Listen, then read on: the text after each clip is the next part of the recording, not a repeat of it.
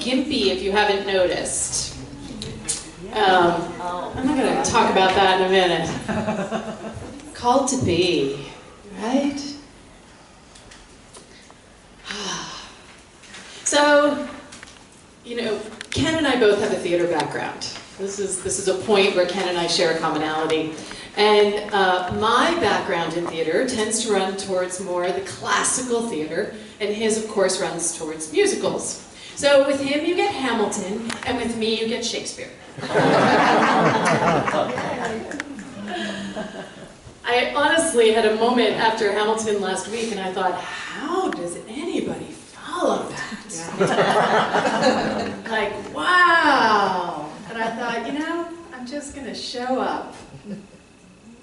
And the question that kept showing up for me was this question of to be or not to be. And Hamlet, very famously, continues on in his soliloquy. And he says, whether 'tis nobler in the mind to suffer the slings and arrows of outrageous fortune, or to take arms against a sea of troubles, and by opposing end them. And he goes on to talk about to sleep, perchance to dream, and he is trying to decide whether or not he should live or die, to be or not to be. And he is very, very focused on the mind, whether it is nobler in the mind. Because Hamlet's biggest issue is that he cannot make a decision. He cannot make a decision. Soliloquy after soliloquy after soliloquy is Hamlet trying to make a decision. He runs it over and over and over in his mind. Over and over and over in his mind. Over and over and over in his mind. He's literally standing over his uncle, who killed his father and then married his mother. Shakespeare, right? It's very soap opera. And he's standing over his uncle after he knows that his uncle has done this. And his uncle is in prayer. He's got a clean shot. I mean, his whole goal has been revenge through this entire 4.5-hour play. And he has got a clean shot to actually just kill him right there and then. And the mind kicks in. Oh, he's praying. So if he's praying, it means his sins have been are not present. And if I kill him right now, he's going to go to heaven. So I can't do it now. And he waits. Again, all that indecision. Now, when we are standing in the choice of whether or not we are going to be or to not be, in Unity, we're talking about this not in the big death way, though we are talking about it in the big death way, because there is only one thing happening. But we're talking about it in terms of our transformation. In terms of our willingness to step out into something else that is calling us. That which is calling us to be. Really be. This was me not being. Really, it was me not being. I was in doing mode. I was not paying attention. I walked back and forth across a computer cable at least 6 times with no problem whatsoever. And on the 7th time, I went down. And I went down, like seriously down. And all I can say is I am grateful because that it's a sprain. Like I'm grateful, really am. But I was not being. I was not awake and aware and truly present to what was actually happening in the room, in real time, in real space. I checked out. I was somewhere else. Can anybody in here relate to that experience? Can anybody in here relate to the mind taking over? I don't know, should I do this or should I do that? Well, if I do this, then that means X, Y, Z. But I could do that, and that means A, B, C. But maybe if I did this thing, that would mean JKL. Oh, wow, what am I going to do? And this to be or not to be, when we're talking about spiritual principles, we're talking about our willingness to really show up in the uncomfortable spaces. to really show up with what's actually happening in our heart. As Robert beautifully demonstrated a moment of being and not being when he was up here doing the announcements. And he said, oh, look at me. He caught himself. Did you catch him catching himself? He caught himself. That's because Robert has a spiritual practice. Robert is engaged with that piece. So we're all going to try to check out, folks. We're all going to do that. We're all going to want to do that. The question you have to keep coming back to be or not to be. I get to not be present. I get to make that choice. But what happens for Hamlet, I think, is a warning for all of us. Because he's not taking action, because he's not actually engaging in the beingness of what is actually happening for him, he gets really stressed out. Can anybody relate to that? His anxiety is up, his stress is up, he is just spinning his wheels because he can't move forward. And yet he knows that there is something calling him to be. And what ends up happening is he starts to make really reckless choices. Can anybody relate to that? We overthink it to death. It's like, oh, I got this, I got this, I got this, I got this, I got this, I got this. Oh, no, I'm just going to do this. And we're not actually really listening to the wisdom that we are. We are so caught in our mental gyrations that we are cut off from the truth of who we are. Because in every moment we are invited to choose. Every moment is a choice. Every moment you get to decide, am I present? Am I not present? Am I here? Am I not here? Am I in my head? Am I in my own life? Am I in my own story? Or am I actually going to choose to be here right now? And let me be perfectly clear. Not making a choice is a choice. That is a choice. So this is the one that we fall into the most. The beingness versus the doingness. And in the doingness, we are given an opportunity to kind of check out.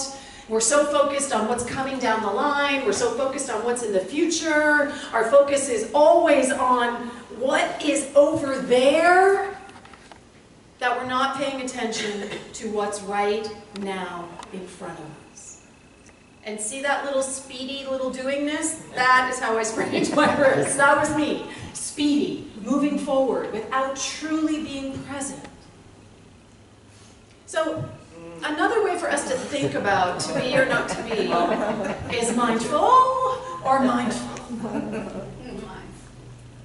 Which one are you living in? Now, Unity talks a lot about the mind and the power of the mind and the power of our thoughts. And I really want to clarify that when we're speaking about this, we're not just talking about our mind, because if we let our mind do all the work, whoo, we end up like Hamlet. He's dead at the end, folks, and everybody around him is dead too. It's really not how we want to go. All right? The invitation when we are talking about mind, because the studies now, science has caught up, right? Charles Fillmore was writing in a time when science was not what science is now. And so science has caught up, and we know that they used to think that the mind controlled the emotional system. They thought the mind was the center of it all.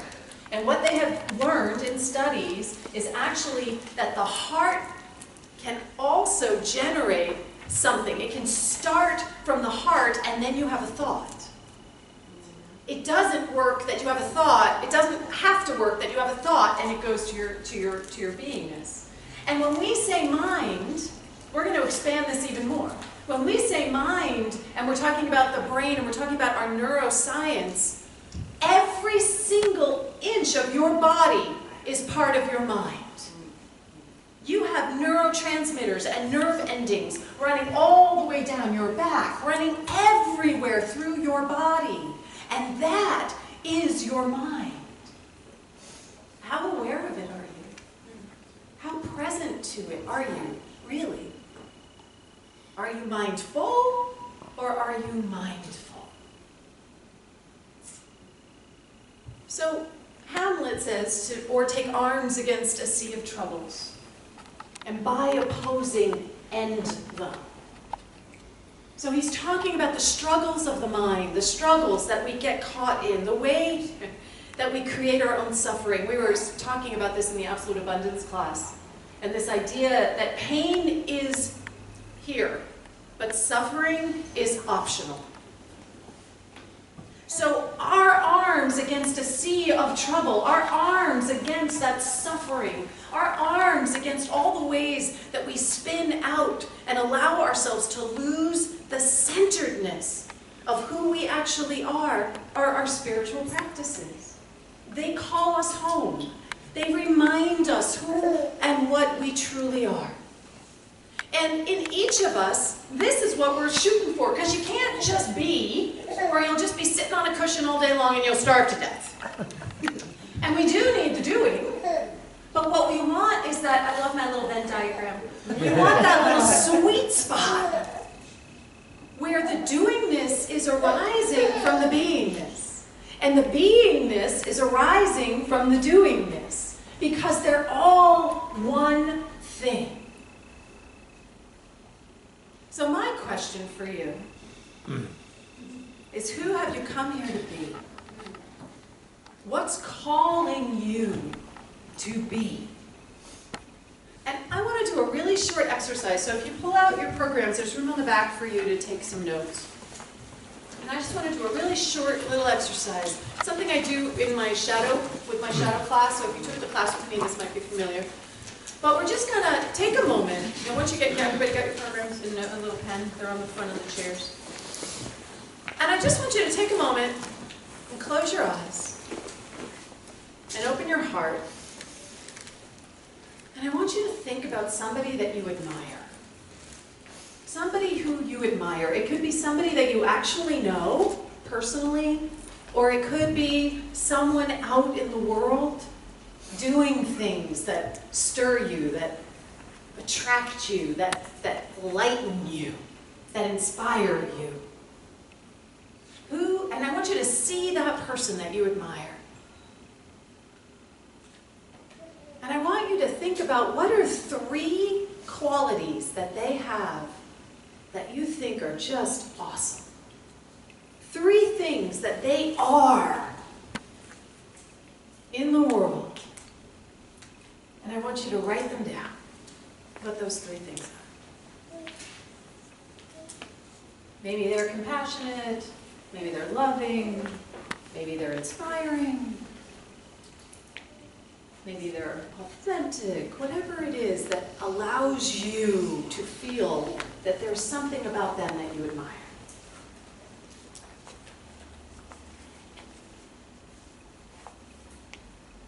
And now I want you to think of another person who you admire. Another person. Maybe this is a person that's in your life. Somebody who's actually in your world, who you interact with. What is it about them that you admire? And just write down 3 things that you admire about them. So you're going to end up with a total of 6 things. And now I want you to pick 3 of those that are yours, that you are called to be. What are the 3 that just speak to you? That are the thing that you want to own? The thing that you are saying yes to inviting into your beingness?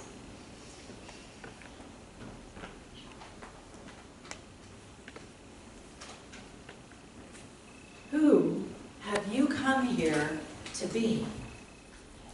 How does that feel? How do those qualities feel as you? Maybe a little scary? Right? Maybe a little like, oh boy, I'm going to have to show up in a whole new way. Maybe a little like, oh, phew, relief. Like, oh, yeah, okay. That's me.